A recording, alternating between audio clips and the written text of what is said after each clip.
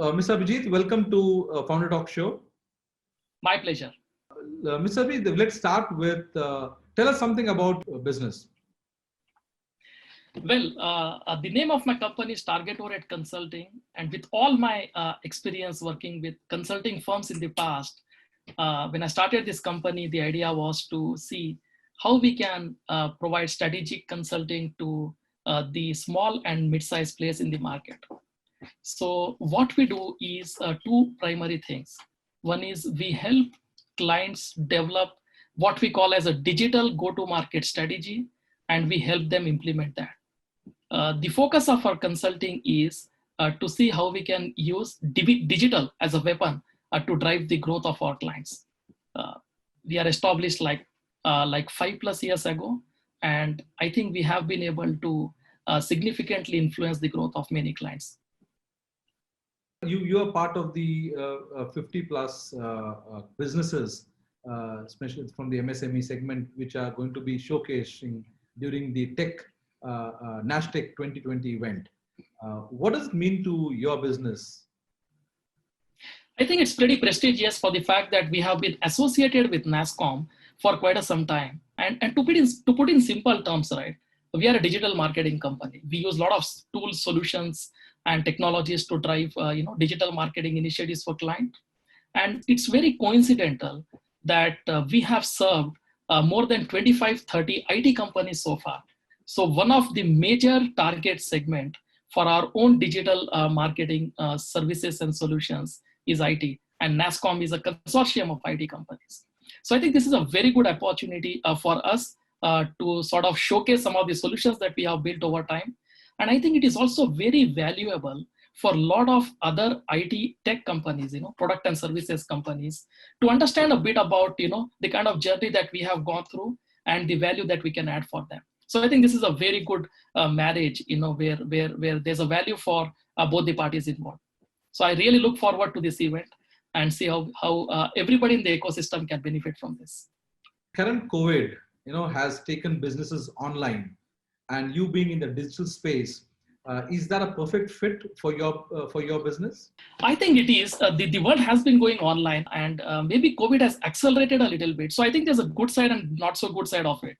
The good side is that, yes, people have realized the value of online, and those who had a little bit of reluctance had also, they were also compelled to, pace towards digital. The downside is I think people have drained out of their cash. Their businesses have suffered a lot. So the question is, intent alone is not enough. They know, they see a value in digital, but they also have to make sure that they have pockets, they have wallet size that can permit them to, invest into the right digital initiatives. So I think the market might take a little while to really, help everybody encash, but I'm glad that digital is picking up, and those organizations which are more looking forward, to innovative ways of now interacting and communicating, engaging, and delivering service to their end customers will definitely benefit for digital more globally. How would you compete with mainstream media, given that mainstream media still commands a premium? And as you rightly said, the understanding of the impact of digital, how would you compete with that? I think it's pretty complementary in my view. I think if you look at the whole media and the whole marketing is now in my view around 3-4 major pieces. One major piece is creativity. The world is bombarded with a lot of content. So it's all about how creatively you will be able to position yourself. Digital is just a channel there. Now the second is tech, your ability to use technology to be able to connect to customers in more than one ways. And the third and very important thing is, do you understand the competitive landscape? Do we understand? So the competition is against the other players who are providing similar services, the principles of marketing are the same. The principles of business are the same. It's all about whether you are able to leverage these 3 pieces, which I just said, along with the data. It's very important that you have the right data on the basis of which you will be able to target the right audience with the right message. When you see mainstream media, it's all about creating an ad which goes out and gives out those, within the 15 seconds, 30 seconds, the message is delivered. In digital, is it the same principle, or the messaging has to be different? If yes, what should be, for the benefit of our viewers, what should be the style of messaging? The concept is still the same. I think it is all about grabbing that few seconds of attention of your audience, to be able to deliver. So for instance, if you talk about making a very engaging video, now if it is an FMCG product, maybe it goes on a television, it can go on a television. And if it is a very, very niche product, then it can go through the right medium to be able to reach out to the right target audience. But in either case, I think it's all about creativity. It is all about providing that piece of info. And I think even more important than that is, are you able to engage with your customers very effectively? Now that's the key today, because it's all about retaining right customers, and then also you being able to leverage and reach out to the right new target audience, which is your potential audience. What has also changed is digital has brought, has changed the entire scope of competition. For example, if you were offering, let's say, a training offline, and now you offer training online. The moment you offer training online, then your competition is completely different. If a doctor, if a cardiologist today is able to provide a consulting online to a patient, then it absolutely doesn't matter whether the cardiologist stays in the next street or the cardiologist is operating from another country actually. So the geographical boundaries have shrunk. The competitive landscape has significantly changed. So I think both the traditional media as well as digital media will have to really be cognizant about this and leverage more of data, technology, and digital to drive their, branding and promotional activities. Very frequently, we we come across people from the digital space, and one of the key questions that we ask or we get asked is about what is a good size budget. Let's talk about, give us some numbers if possible, both for startups and let's say for the SMEs. It's a very, very tricky question. There are better authorities than me to speak about that.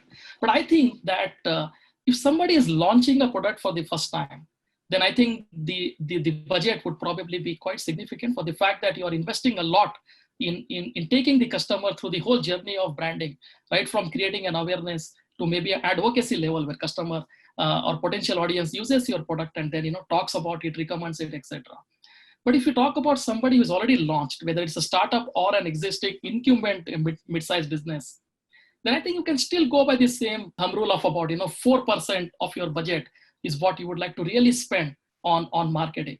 But what you can probably do is use more of innovation to be able to get more ROI from that 4% that you spend.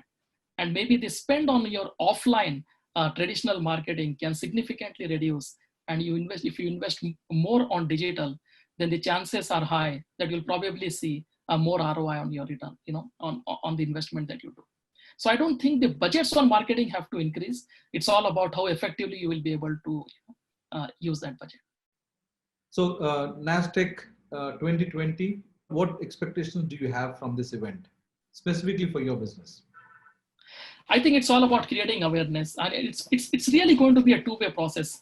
I'll be very keen to share with the IT companies the value that they can really get out of leveraging digital for marketing. My general experience has been that we have extraordinarily good tech brains in the country, and we have people who have built very innovative products. I think in terms of what they really need is a proportional investment of brain on how you can leverage digital to for the growth of your own digital products actually. So I think such an awareness is something that I would definitely like to share based on my own experiences from the last 4 or 5 years. And then I also look forward to hear back from the various types of tech companies to see what their expectations from marketing are. Where do they really struggle? And where do they expect more help from us to help them grow their business? When it comes to digital, I mean, the LinkedIn is full of people who are offering either digital marketing or SEO. What does it include when you talk about digital? It's an accumulation for everything, but I think that I think it is if you are able to do your 4 steps properly. The first thing is develop a very good, compelling digital marketing strategy. It's extremely important. In digital, you can burn money and you may not even get to know about it. you know. So it's about developing. We see a lot of organizations having a very strong marketing strategy. I think now it's the time to have a very strong digital marketing strategy. So that's the first piece of the puzzle, that you got to get it right. The second is about digital enablement, which is all about making sure that is your online presence as good as you are, whether it's a social media or an online reputation or a third party portal or website or mobile app or e-commerce, whatsoever. Is it reflecting your brand the way you really want it to position? Once that is established, it's all about the host of digital marketing initiatives that you can run, from SEO all the way till influencer marketing if you want to. And the fourth step is, are you looking at the outcomes of your marketing efforts, both introspecting it as well as retrospecting it, looking at who is viewing you, what is the kind of traction you are getting, so if you are able to look at the analytics very closely, you will also be able to fine tune your organic and inorganic campaigns, and that will help you get more ROI from the digital marketing initiatives, and also decide what channels and what ads and what organic initiatives are really helping you to promote your products and services. So if you get these four pieces right, I think every digital marketing is one way or another has their own piece in each one of it. But if you get these four pieces right in a collaborative manner with a digital company, then the probability of success is higher.